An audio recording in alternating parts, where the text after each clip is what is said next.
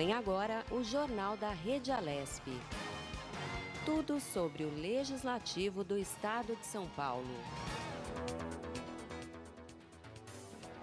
Olá, bom dia, telespectadores, ouvintes da nossa rádio. Hoje é quarta-feira, 15 de janeiro de 2020. Eu sou Sérgio Everton e esse é o seu Jornal da Rede Alesp.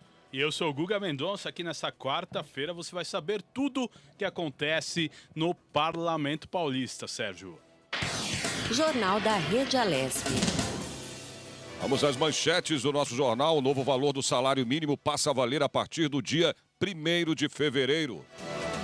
E na retrospectiva de hoje, você acompanha o resumo do que foi realizado na Comissão de Defesa do Consumidor.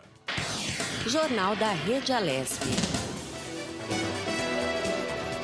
Vamos às notícias. Seguimos agora com os balanços dos trabalhos aqui no Legislativo Paulista no ano de 2019, no ano passado. Hoje você acompanha um resumo do que foi realizado na Comissão de Defesa dos Direitos do Consumidor. O intuito desse órgão técnico da Assembleia Legislativa é dialogar com os diversos setores e discutir projetos de lei ligados às questões jurídicas que envolvem relação entre fornecedor e cidadão. Exatamente. Em 2019, a comissão recebeu representantes da Fundação Procon e da Abraesa, que é a Associação Brasileira da Indústria, Comércio e Serviços para a Excelência da Reparação Automotiva.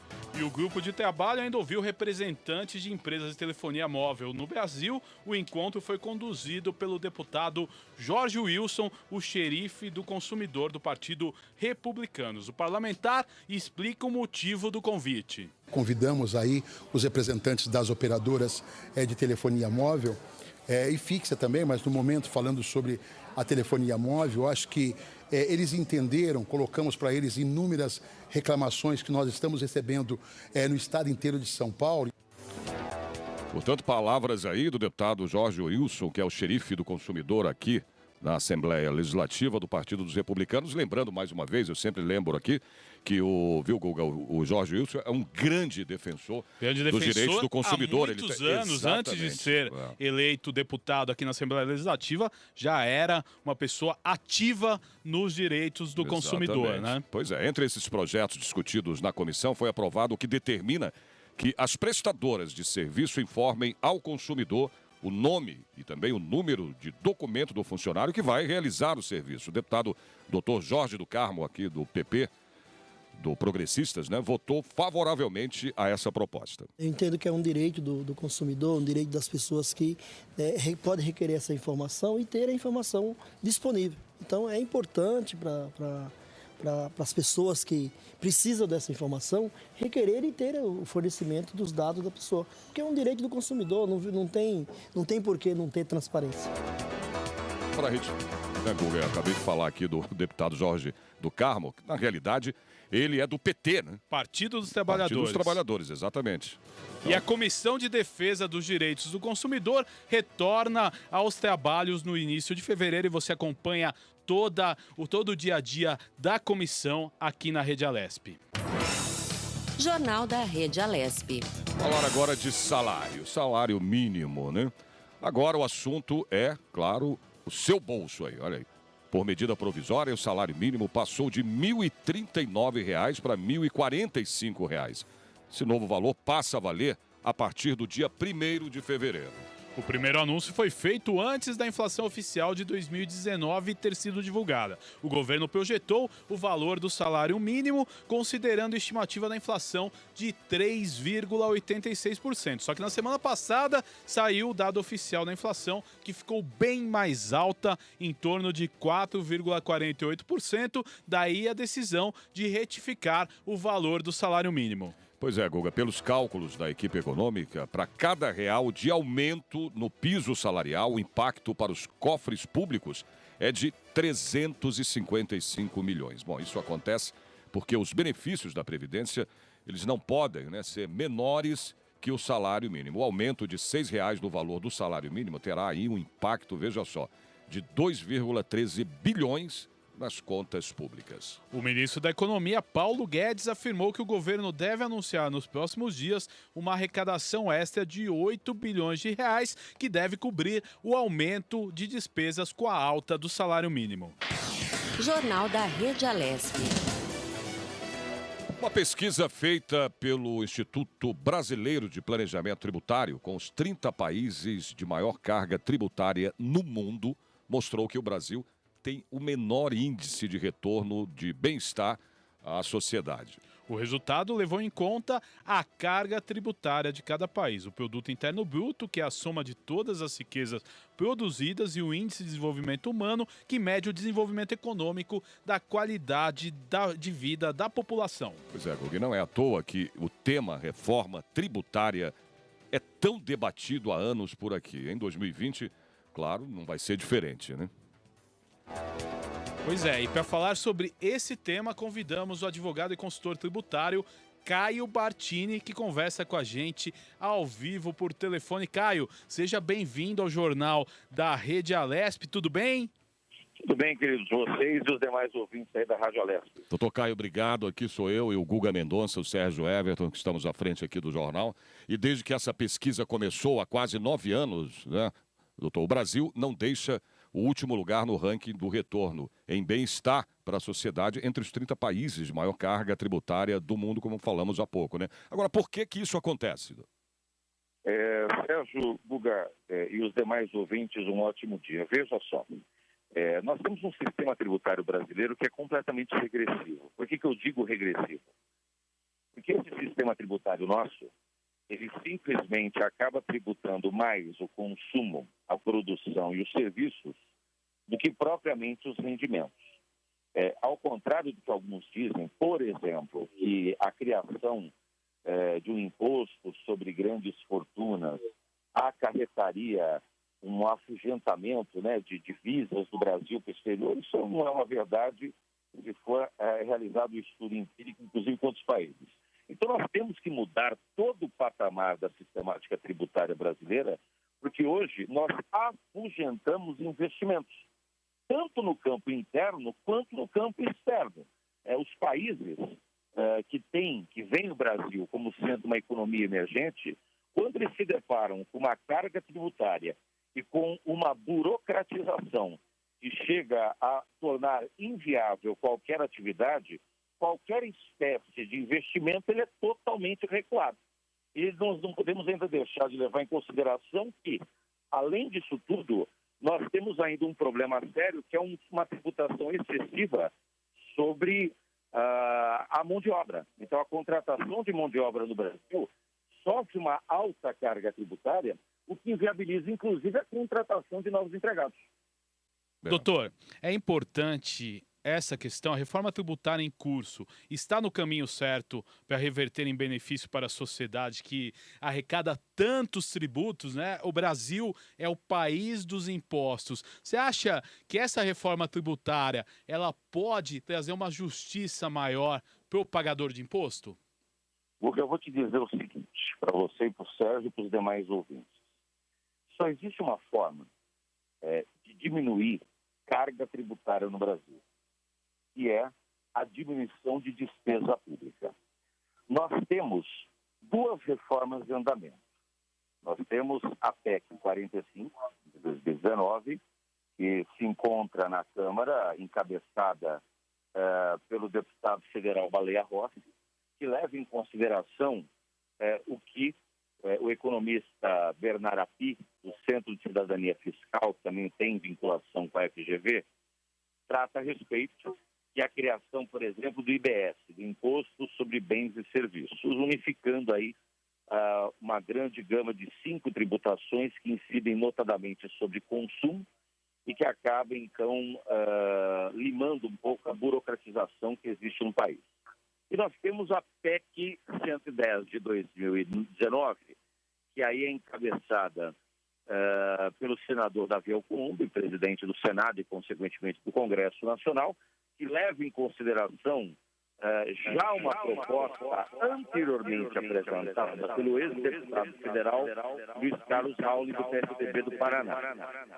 Veja só o que acontece. Se eu falar para os ouvintes e para vocês que nesse primeiro momento haverá diminuição de carga tributária, isso não é verdade.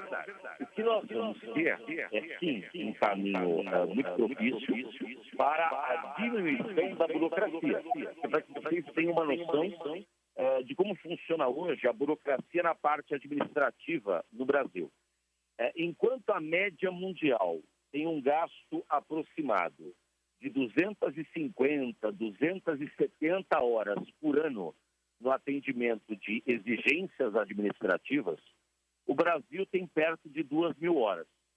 Então, isso faz com que as grandes empresas e as médias empresas tenham que contratar uma grande quantidade de pessoal para poder fazer toda a parte da burocracia administrativa no atendimento de exigências tributárias.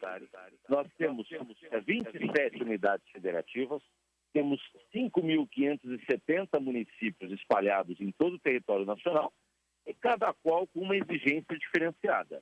Então, é fato, essa proposta que tem sido colocada tanto na Câmara quanto no Senado tem a tendência, sim, de diminuir o impacto significativo de burocracia administrativa, o que faz com que já haja um atrativo.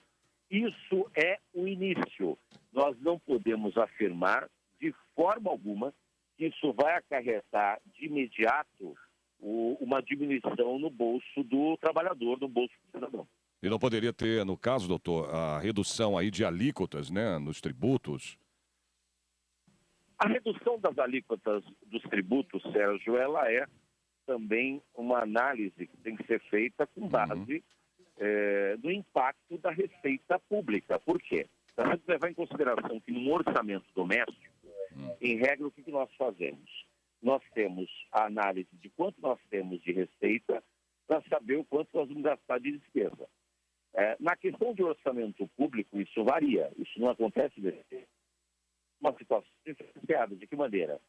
Temos primeiramente a análise do que nós temos de receita pública, para depois nós temos que atingir as despesas, para depois analisar o que tem de receita. Então, toda despesa pública tem como uma rubrica uma receita específica. Em contrapartida, a Lei de Responsabilidade Fiscal nos alerta o seguinte: ela diz para o administrador público brasileiro que, a partir do momento que você tem qualquer espécie de incentivo, subsídio, benefício fiscal concedido, isso deve gerar, em contrapartida, a indicação de uma outra fonte de custeio. Então, só existe, de forma definitiva, um jeito, uma maneira de nós diminuirmos o impacto das receitas tributárias, a diminuição efetiva de despesa pública. Agora, doutor, a carga tributária atual brasileira impede a retomada do crescimento econômico do país? O que ela atrapalha no desenvolvimento econômico do Brasil, doutor? Veja só, Guga, nós temos um impacto tributário muito grande na produção e, consequentemente, no consumo. Se eu tenho um impacto na produção, as empresas, então, fabricantes, os industriais, os equiparados aos industriais, eles acabam tendo, na aquisição de matéria-prima de produto intermediário, já uma carga tributária grande. Isso faz com que o custo de produção fique maior. Nós temos uma grande carga tributária sobre a contratação de mão de obra, o que faz com que também esse custo de produção ele fique mais caro.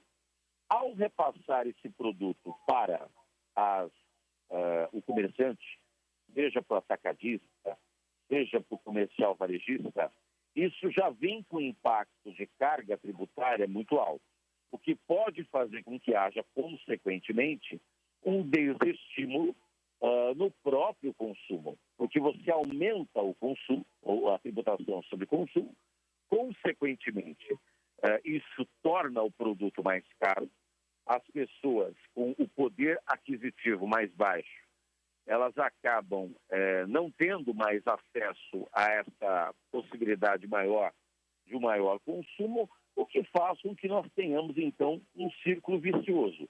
A produção ela acaba sendo mais cara, isso acaba encarecendo toda a cadeia de produção e, consequentemente, a cadeia de comércio, fazendo com que isso impacte diretamente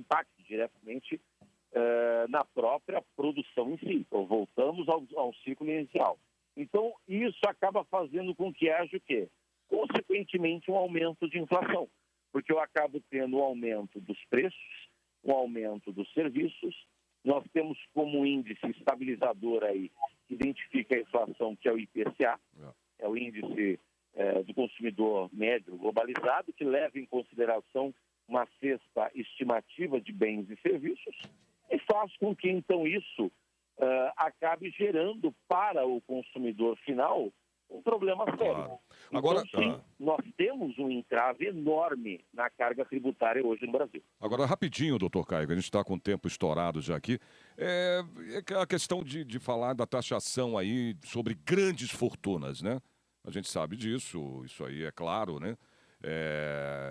Por que não existe referência a uma maior taxação em relação a essas grandes fortunas aqui no Brasil? Primeiro, eu acho que o problema é mais de cunho político do que necessariamente jurídico. Eu acho que a questão da criação do imposto sobre grandes fortunas, ele poderia, sim, ser uma fatia importante para o próprio país em vários aspectos. Primeiro, isso geraria mais ou menos apenas uma tributação sobre os mais ricos em torno de 0,4% da população brasileira. E isso faria com que nós tenhamos um incremento mais ou menos em torno de 20 bilhões anuais. Isso faria com que, somente para fins de educação e para fins de saúde, nós tenhamos aí um aumento de aproximadamente uns 5 bilhões de reais. Doutor... Isso, então, eu acho que seria de suma importância no Brasil. Claro. Mas há uma necessidade de uma análise de vontade política. Nós já tivemos vários projetos de leis complementares. O último foi do deputado, se não me engano, Moses Rodrigues, isso foi de 2016. Esse projeto ele faz, inclusive, um estudo demonstrando por que isso não afugentaria divisas, por que isso seria importante para o desenvolvimento do país. Exatamente. Então, eu acho, Sérgio, que essa situação de taxação sobre grandes fortunas e todo esse entrave que se faz, essa mística que se faz de afugentamento de receita, ela precisa ser um estudo um pouco mais apurado e menos leviano. Ok. Doutor Caio Bartini, eu quero agradecer a sua participação no Jornal da Rede Alesp, sempre convidado aí para esclarecer sobre o direito tributário. Muito obrigado. Guga, a você, ao Sérgio, eu agradeço a você e obrigado, mais ouvintes obrigado, da TV Alesp, me coloca à disposição. Obrigado, doutor. Falar agora de água, amigo. Água, chuva. Agora, o governo do estado aqui de São Paulo passou a operar as bombas em 3 pontes da marginal do Tietê, que fica na zona norte da capital paulista, que fazem parte aí do sistema usado para prevenir enchentes em pontos baixos. Olha, Guga, são 26 bombas no total, viu? A mudança faz parte de uma troca entre as gestões municipal e estadual. A prefeitura entregou ao estado a responsabilidade pela manutenção das bombas e assumiu a manutenção do piscinão Olaria no córrego do Olaria, afluente da margem direita do córrego Pirajussara e do piscinão Guamiranga, na Vila Prudente, na zona leste da cidade de São Paulo. Jornal da Rede Alesp. Falar agora de um assunto, que a gente está sempre aí, direto nas nossas vidas, não só aqui em São Paulo, no país inteiro, no mundo inteiro, Segurança que é a violência. pública. Violência, A quantidade de fuzis, olha só, apreendidos em todo o estado aqui de São Paulo entre janeiro e novembro de 2019 supera em 22% as apreensões registradas no mesmo período de 2018. Em 2018, 164 armas desse tipo foram retiradas de circulação. Já no ano passado, o número subiu para 200, de acordo com os dados da Secretaria Estadual da Segurança Pública. Jornal da Rede Alesp. Em 2019, viu, Guga, foram registrados aí 154 casos de feminicídio só aqui no estado de São Paulo. 20 a mais do que em 2018. Pois é, o programa em discussão da Rede Alesp foi ouvir duas das maiores autoridades do Estado em segurança pública, né, feminina. A vice-presidente do Sindicato dos Delegados de Polícia, a doutora Jaqueline Valadares, explicou um pouco mais sobre o que é feminicídio e por que o aumento desta modalidade de crime. Feminicídio, o que é? Matar a mulher por razões da condição do sexo feminino. E quais são essas razões? Duas situações, ou em decorrência de violência doméstica e familiar, que são aqueles termos da Lei Maria da Penha, que a gente tanto fala, ou por uma questão de preconceito de gênero, misoginia. Então, pode ser que esse agressor nunca tenha tido nenhum tipo de contato com essa vítima, mas ele a está matando pelo simples fato dela ser mulher. Então, nesse caso, a gente pode falar em feminicídio. Eu tive um caso recente de um feminicídio tentado, a vítima sobreviveu, né, por esse tentado, e que esse agressor, ele nunca tinha visto as vítimas na vida, ele tentou matar a mãe e a filha, ambas sobreviveram, e na audiência, ele foi preso, encaminhado na audiência de custódia, e a defensora pública era uma mulher, e ele se recusou a ser defendido por uma mulher. Eu fico impressionado, né? Como é que a capacidade, né, que o ser humano tem de uma atrocidade como essa, o cara querer matar a mãe e a filha, quer dizer, é um troço absurdo. E o pior, né? Quando chega no fórum, a defensora pública, né? Que todo cidadão tem direito a uma defensoria pública, um advogado, se não tem, né, dinheiro para custear, aí vai lá uma mulher e fala que não quer ser defendido por uma mulher. Então, cidadão desse realmente difícil recuperação. Vamos né, ouvir então agora a presidente do Sindicato dos Delegados, a Raquel Galinatti. Ela disse que para diminuir esses números é necessário uma mudança de conceito. Nós falamos em combater o feminicídio, somente as políticas públicas, políticas de segurança pública, não bastam. Há uma necessidade de uma ruptura de valores culturais, sociais, familiares, inseridos numa cultura nossa, tradicionalmente patriarcal e machista. E, inclusive, temos que o tempo todo deliberar e lutar com o machismo inerente a todos nós, que temos também pouco de machismo, também que temos que lutar diariamente com esse machismo para podermos sair e, de repente, evoluir em relação a este crime. Então, não bastam leis, inovações normativas, legislativas mais severas para coibir a prática do crime. O crime esse crime de feminicídio, ele vai muito além. Filosoficamente, na família, o menino e a menina, eles devem saber a igualdade do papel dos homens e das mulheres em uma sociedade. E isso nós aprendemos no seio familiar, nas escolas, pré-escolas, na sociedade, em uma cultura toda.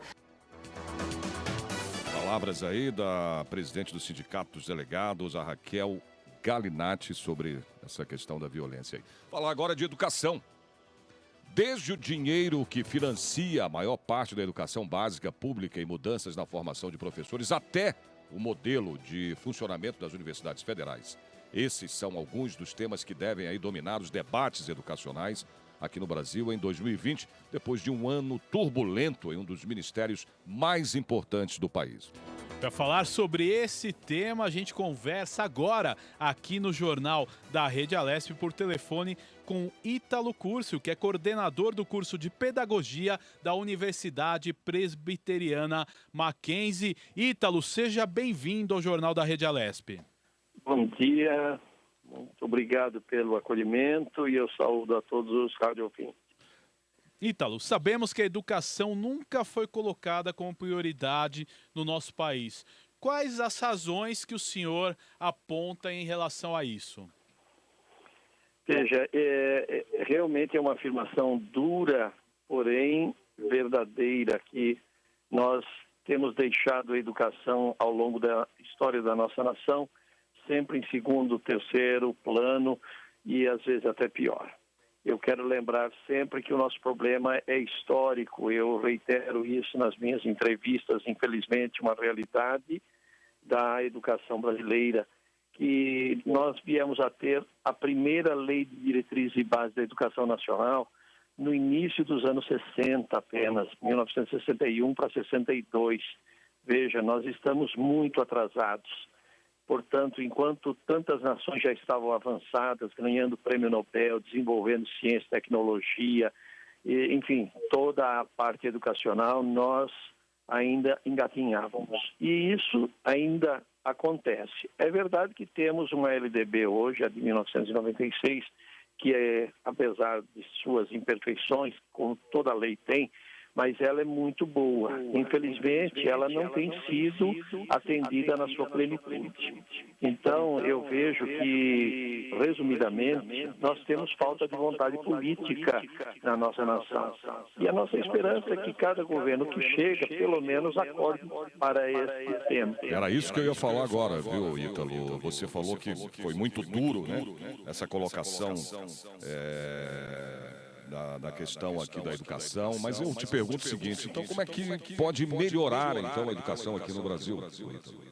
Bem, eu reitero também esse pensamento.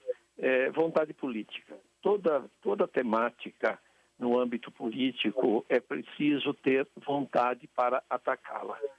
Por quê? Porque se nós não estabelecermos prioridades, nós não chegaremos ao bom termo. Por quê?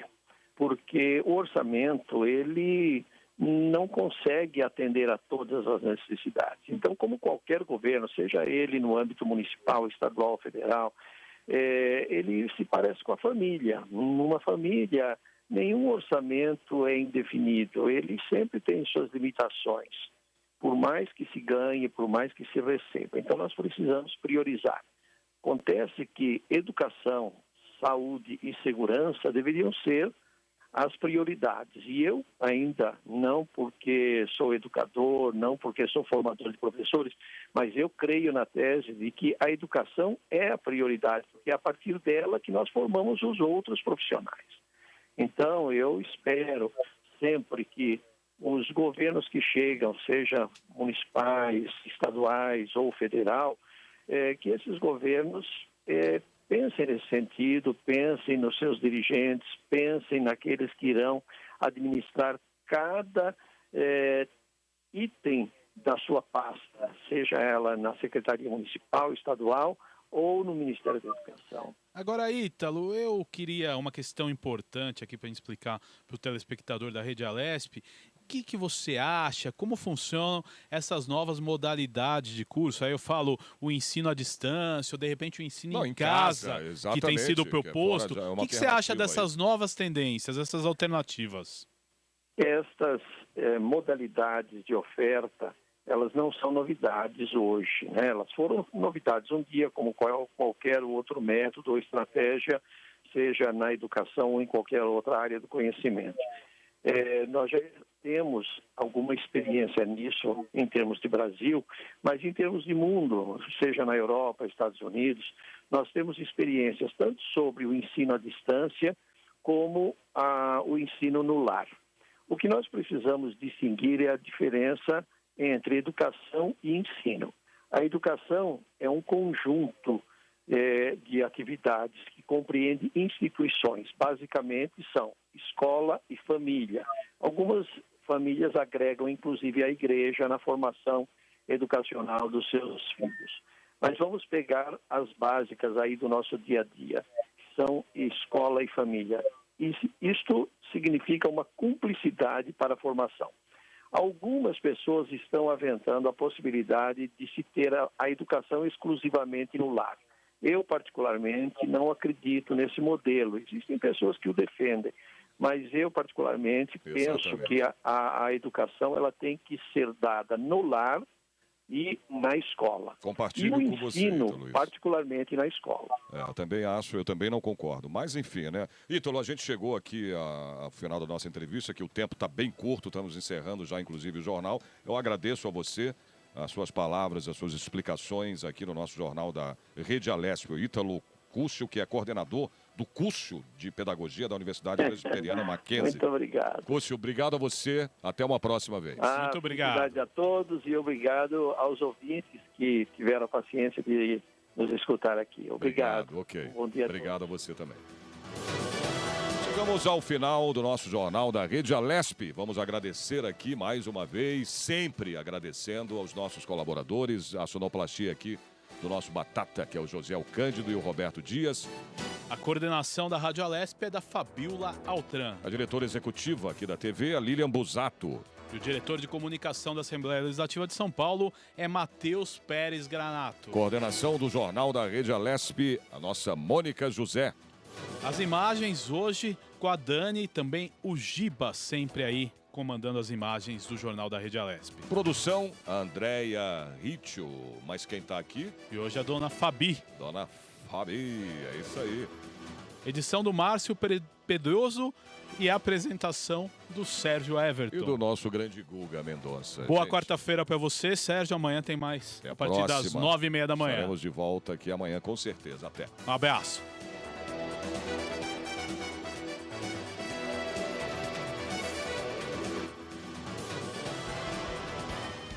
Você acompanhou o Jornal da Rede Alesp. Tudo sobre o Legislativo do Estado de São Paulo.